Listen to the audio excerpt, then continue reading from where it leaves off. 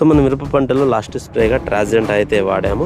So ట్రాజెంట్ అనేది వాడిన తర్వాత మీరు ఒకసారి గమనించండి, ముడత సమస్య అనేది రాకుండా ఎంత బాగా గ్రోతింగ్ అనేది రావడం జరుగుతుందో. సో ఇందులో మనకు వచ్చిన పూత పిందె కూడా మీరు గమనించుకోవచ్చు. సో ట్రాజెంట్ అనేది వాడిన తర్వాత మంచిగా పూత పిందె అనేది వస్తుంది. పిందెగా వచ్చిన పూత మొత్తం పిందెగా సెట్ అవడం జరుగుతుందండి. ఏ మొక్క చూసుకున్నా కూడా ముడత సమస్య అనేది లేదు. ఈ మొక్క చూసుకున్నాము. సో ఈ మొక్క వల్ల కూడా ఎక్కువగా మనకు పిందెలు అనేది వస్తున్నాయి. కొన్ని మనకు గండపూత సమస్య ఎక్కువగా ఉంది, గండపూతలు అనేది అవుతున్నాయి. సో పూత పిందెలు అనేది వస్తుంది, అలాగే ముడత సమస్య అనేది లేదు. మీరు ఎక్కడ చూసుకున్నా కూడా మనకు పిందెలు అనేది దిగుతున్నాయి. సో ఇప్పుడు మనకు ఇంతకుముందు నల్ల తామర పురుగు సమస్య అనేది ఎక్కువగా ఉండేది మన మిరప పంటలో అయితే. సో ఈ ట్రాజెంటా అనేది కూడా స్ప్రే చేయడం వల్ల నల్ల తామర పురుగు కూడా కంట్రోల్ అయింది. సో మీరు చూసుకోవచ్చు, దీంట్లో ఒకటి ఉంది.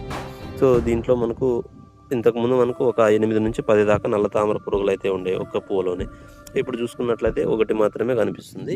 కొన్ని పువ్వుల్లో ఇంకా ఒక 2 నుంచి 3 దాకా కనిపిస్తున్నాయి. కొన్ని పూతల్లో వచ్చి ఎలాంటి నల్ల తామర పురుగు సమస్యలే లేదు. సో కొన్నింటిలో పూర్తిగా కంట్రోల్ అయినాయి, కొన్నింటిలో ఇంకా మిగిలి ఉండడం జరుగుతుంది.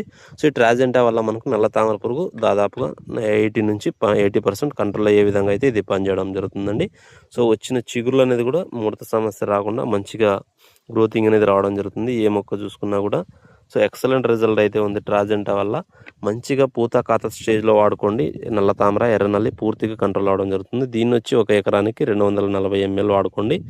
బెస్ట్ రిజల్ట్ అయితే ఉంటుంది.